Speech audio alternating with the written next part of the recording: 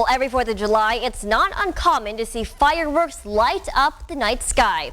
But if you plan on handling your own fireworks this year, you also need to be safe while using them. So here to tell us everything that we need to know about firework safety is Mike Sippen from the Arbor Vitae Fire Department. So good morning, Mike. Good morning, Angela. How are you today? I'm doing well. Thanks so much for joining us today. So obviously it's very easy to get hurt by fireworks. So how many people can get injured by it?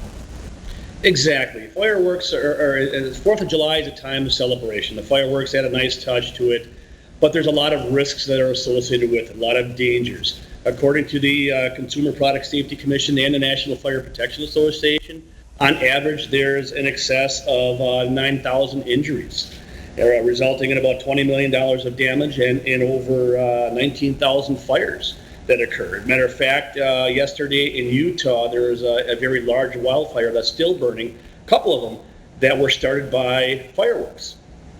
So they are very dangerous. Yeah, no, they're certainly very dangerous for any person of any age or anything.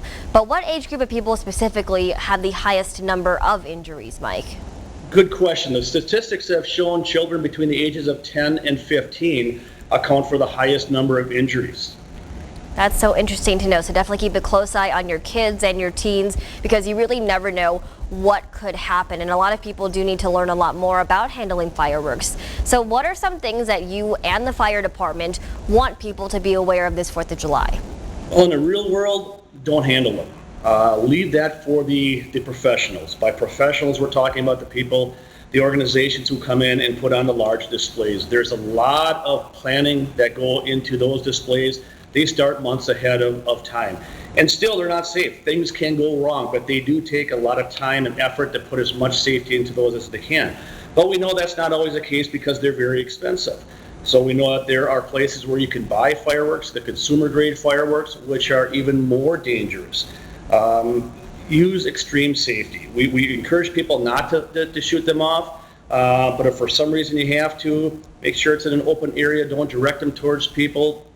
And if they misfire, if it's a dud, the fuse doesn't work, don't try to relight it because there's a large number of injuries that result when people try to go and relight these. I understand why they want to relight them. They paid some good money for them and they don't want to see it go to waste.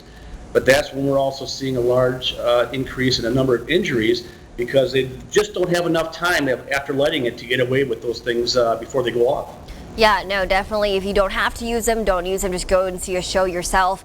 But yeah, definitely just stay safe with whatever you do. So Mike, do you have any more tips for how people can stay safe if they do handle fireworks on their own? Sparklers, for example, that's probably one of the most common ones.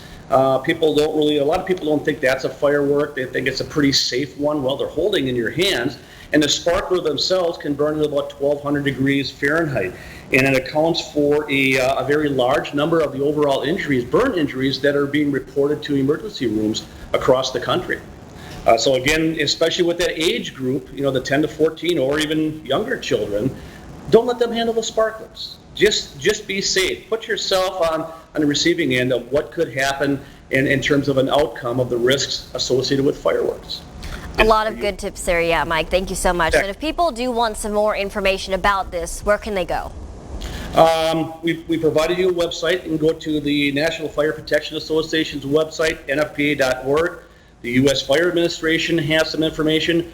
We will go ahead and get these web links posted on our Facebook page so if people want to see that. There's some good written information on there. There's some good videos that are real live case scenarios in which people have suffered injuries, etc. Awesome. And there's also the Arbor Vitae Fire Department information on that screen you just saw as well. Mike, thank you so much for being here today. We really appreciate it, and happy 4th of July to you. Same to you. Have a great day. Thanks so much. You too.